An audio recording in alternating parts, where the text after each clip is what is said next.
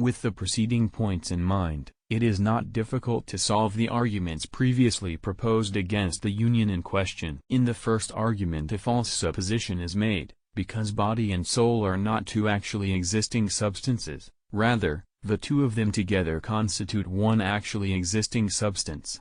For man's body is not actually the same while the soul is present and when it is absent, but the soul makes it to be actually. In the second argument the statement that form and matter are contained in the same genus is true, not in the sense that they are both species of the same genus, but in the sense that they are the principles of the same species. So, if the intellectual substance and the body existed apart from one another, they would be species of diverse genera, but by being united, they are of one and the same genus as principles of it. Nor is the third argument valid. For from the fact that the intellectual substance is in matter it does not follow that it is a material form, because that soul is not present in matter in the sense of being embedded in it or wholly enveloped by it, but in another way, as we have pointed out. As to the fourth argument, the fact that an intellectual substance is united to the body as its form does not prevent the intellect from being, as the philosophers say, separate from the body. For in the soul two things must be taken into consideration, its essence, and its power. Through its essence the soul gives being to such and such a body, by its power it performs its proper operations. Accordingly, if a psychic operation is carried out by means of a bodily organ, then the power of the soul which is the principle of that operation must be the act of that part of the body whereby such an operation is performed. Thus, sight is the act of the eye. But, if the soul's operation is not effected by means of a bodily organ, then its power will not be the act of a body.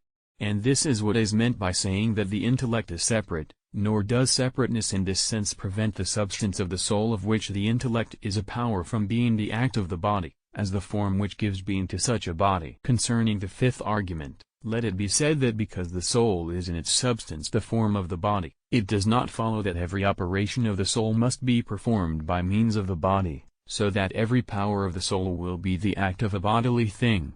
For we have already proved that the human soul is not a form wholly embedded in matter, but among all other forms occupies a most exalted place above matter.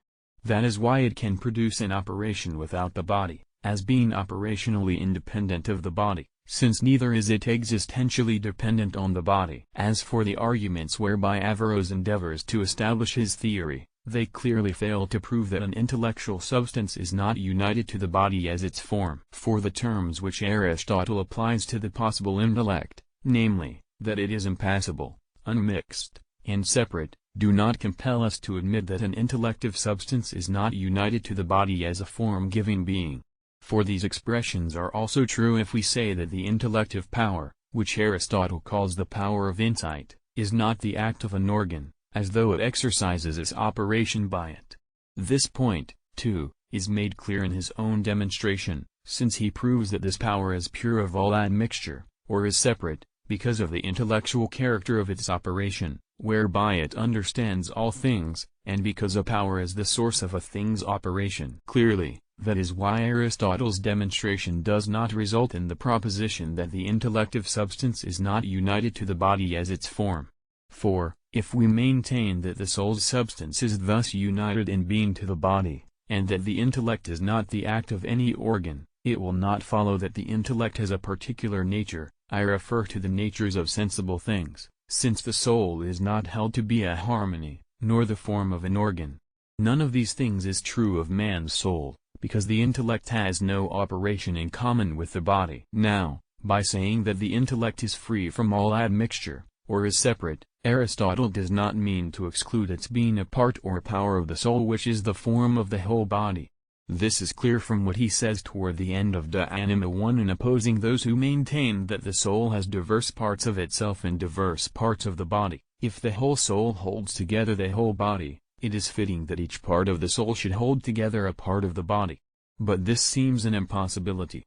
For it is difficult to imagine what bodily part the intellect will hold together, or how it will do this. Moreover, from the fact that the intellect is not the act of any part of the body, it clearly does not follow that its receptiveness is that of prime matter, for intellectual receptiveness and operation are altogether without a corporeal organ. Nor, again, Does union with the body rob the intellect of its infinite power, since that power is not placed in a magnitude, but is rooted in the intellectual substance, as was said?